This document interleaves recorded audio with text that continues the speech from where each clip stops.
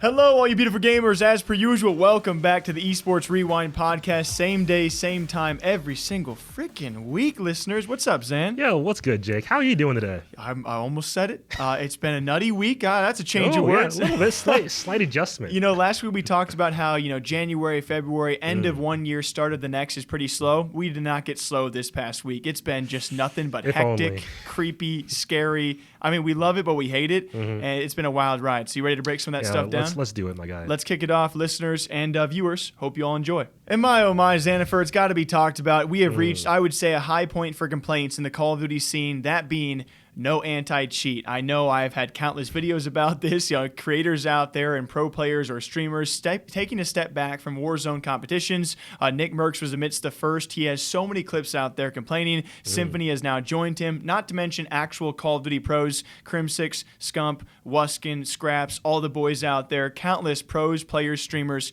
have complained about a lack thereof anti-cheat. Even a guy like Optic Hex has also made note of this. As you can tell, I can go on and on about the complaints out there. Out like a whole scroll, just read off every name. Hear me, hear.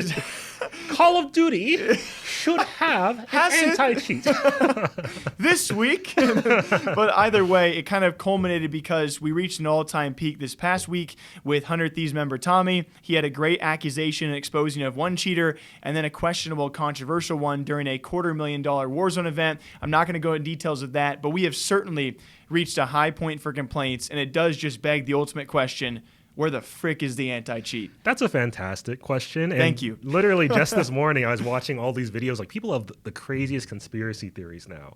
Oh, we've talked about a couple of them.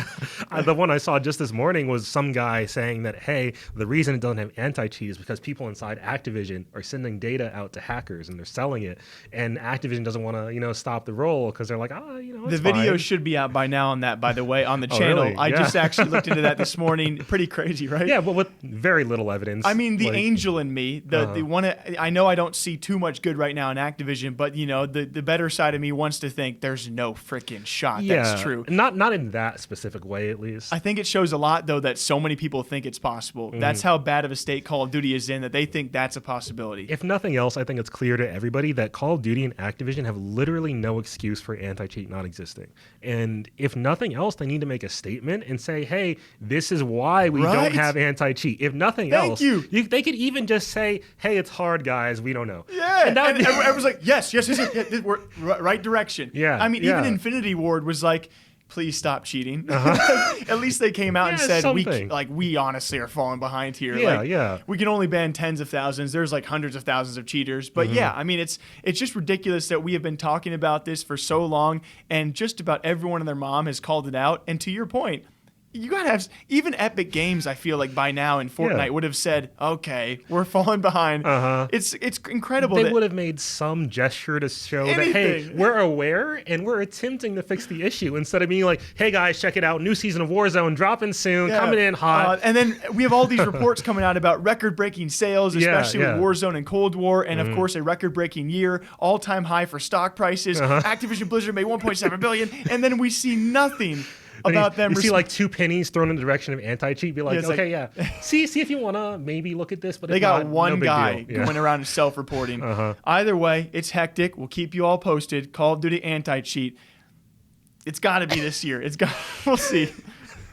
All right, Jake, like you started off this podcast saying, it has indeed been a nutty week in esports and gaming. And kind of because of that, I was kind of worried that your topics this week, because we don't talk about our topics beforehand. We come in like, I surprise Jake, Jake surprises me. We free fire, get the fresh reactions and we never have crossover because we're that good. Oh, yeah.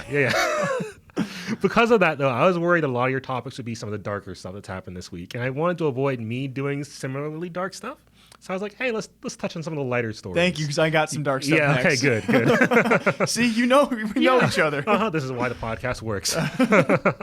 So anyway, let's talk about Apex Legends for the first time in like years on the channel, it feels like. Again, we respect the scene. Just kind of fell off for us in coverage. We can only cover so much. Yeah, only have an Apex story every now and again. We miss it. We love it. One of our most viewed channel videos is around Apex. So. Yeah. And Respawn's one of my favorite devs out there. I'm waiting for Titanfall 3 every single day. There was certainly a time where they were high point for us to talk about. Dizzy, Mendo, love you boys. Shout out. Anyway, though, so we got our first look at Apex Legends Season 8, as well as their newest legend named Fuse, which, pretty standard character guy, but causing some drama, interestingly enough, as we had an indie development studio by the name of, I believe it's NOWWA. I don't know if you're supposed to say it, Noah. Wow, you don't know? Yeah, wow. I don't know. We love our indie devs. We support them. Shout out. I was just playing Depends on Ori. this case if we're going to support them, though, because this was an accusation for the year so far, huh? A pretty harsh one, actually, yeah. So this indie dev, Noah, I'm just going to call you guys Noah. I'm not spelling the whole thing out. Frick that. Understandable. Yeah. Anyway, so they accused Apex of stealing their character design. They said that they had a character in their indie game called Bulletville who was basically the same design as Fuse. And they said, hey, Apex looks a little fishy here. I'm going to show Jake the image real quick. Please do. And all you listeners, viewers, maybe people pull it up. Otherwise, trust me. Trust my eyes. My eyes are your guys' eyes, okay? Okay, that's one character. So that is Bulletville? That's Bulletville. That's Apex. Okay. Facial structure is the one thing that really pops out to me. This is his first look. Not too much detail. Besides that, I don't know if there's much crossover for, if they want to go lawsuit direction. Certainly, though, the mustache, the facial structure, if you want to go as far to say body language, but I don't know about abilities and actual in-game uses. Yeah, which I don't think they're talking too much about the in-game stuff. Mostly so physical appearance? Yeah, although there is some crossover with the in-game stuff potentially. Guy looks a lot like my dad, so should I sue him? He doesn't. Your dad? I was joking. He doesn't. About to say, your dad's ripping off Noah? My dad's Bulletville? I mean, Fuse? But anyway, I for our audio listeners out there, I actually took note of some of the similarities so they can experience it alongside us. They both have an eye patch over the exact same eye. They both have very biker aesthetic in their clothing. They got a little swoosh of gray hair pointed in the same direction. They also have a very similar mustache, and they use rocket launchers, both of them, as like their characteristic weapon, I believe. Good to know. And obviously Bulletville was released first. I don't know that it's actually out yet, but here's where it gets a little bit... This is where it gets a little bit spicy. Is there an inside guy or girl? Maybe. Oh. Because it turns out that Bulletville was actually tested at EA Studios back in October. Oh, this just got juice. Yeah, with Apex Legends, of course, being a game published by EA Games. Yeah, in case people think, wow, dude, this got good. Yeah, right? Out of nowhere with there's a little bit of intrigue going on. Do I think that Apex actually copied this character design? Heck no.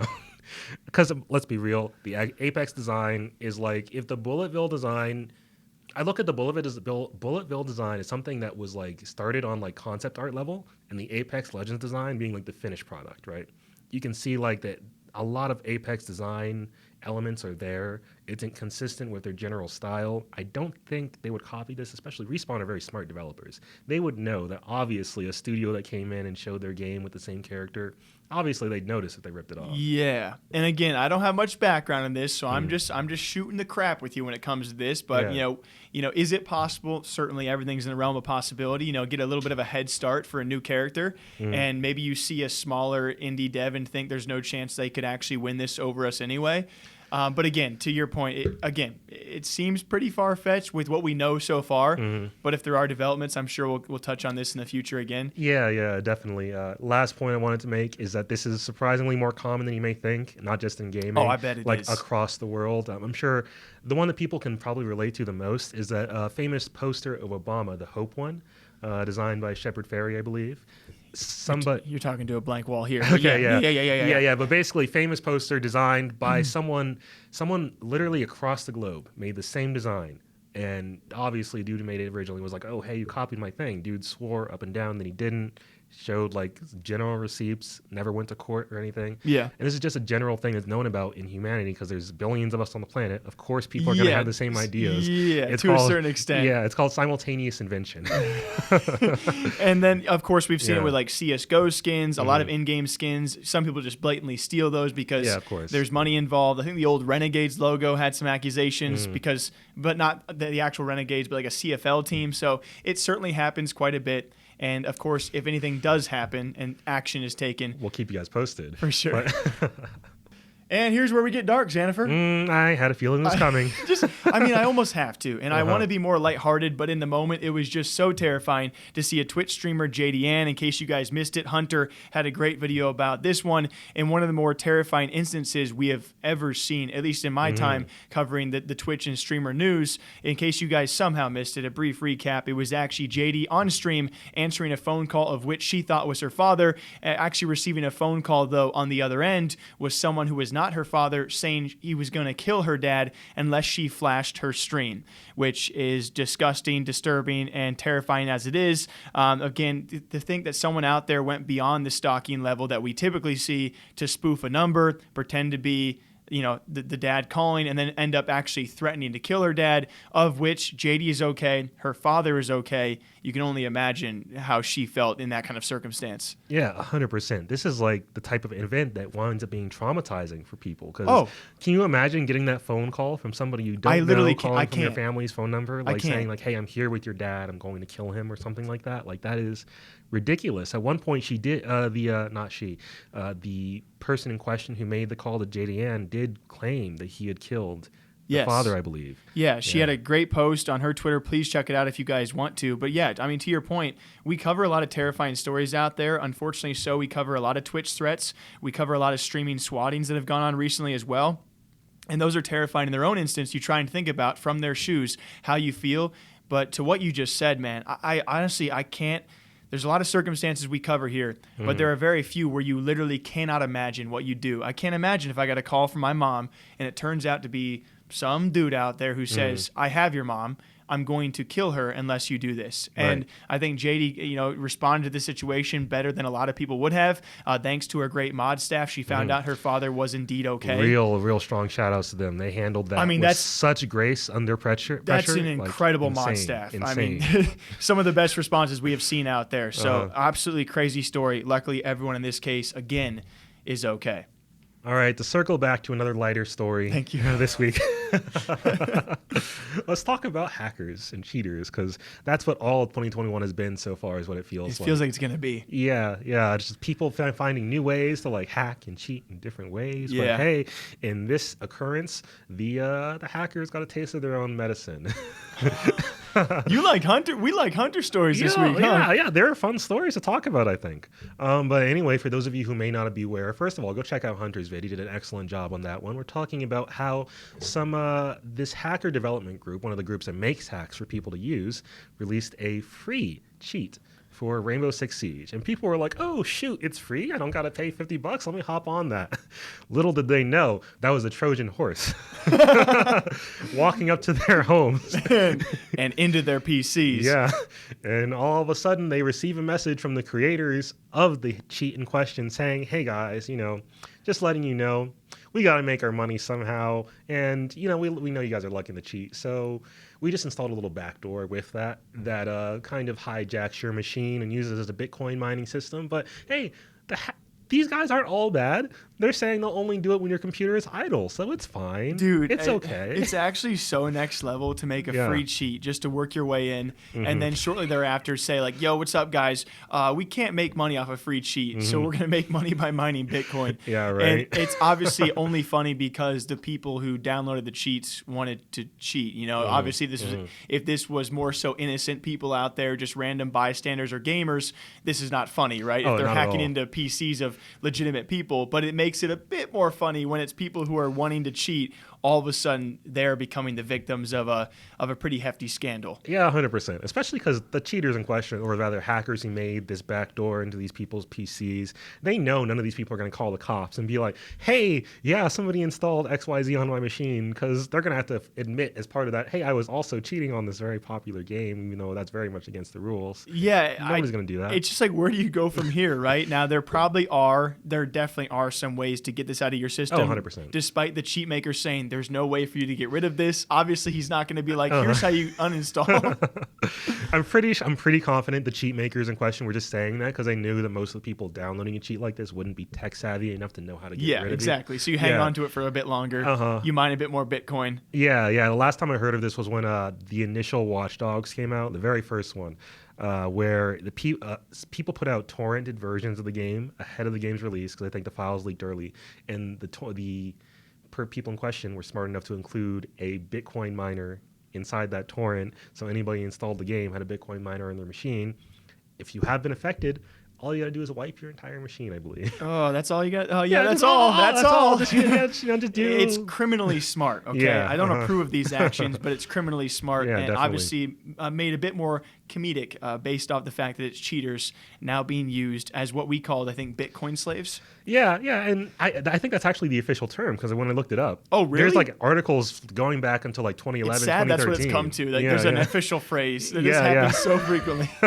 So we will see what happens. Hey, good word to the not so wise out there. Maybe just don't cheat and you sidestep this issue entirely. I thought you were going to say the PSA a word to the wise: pay for your cheats. Like a smart man. I'm kidding. Well, to be fair, people could put this in paid cheats anyway. Yeah, true. Then they're getting double money. So don't cheat, motherfucker. Don't cheat. And very lastly, I'll try and keep this one a bit brief because Cloud9's been under fire for a lot of things as of late. And I think rough 6 months. I think we typically see this where you have corresponding stories kind of add more fuel to a certain fire, even though this particular fire might not be that bad. Yeah. It was actually a Cloud9 amateur roster for League of Legends, made a simple roster change. There was a lot more smaller details that are needed to be known around Tempos if you guys want to check it out. But pretty much a young kid who actually happened to drop out of college despite having a scholarship to Illinois State, drops out to compete on this roster.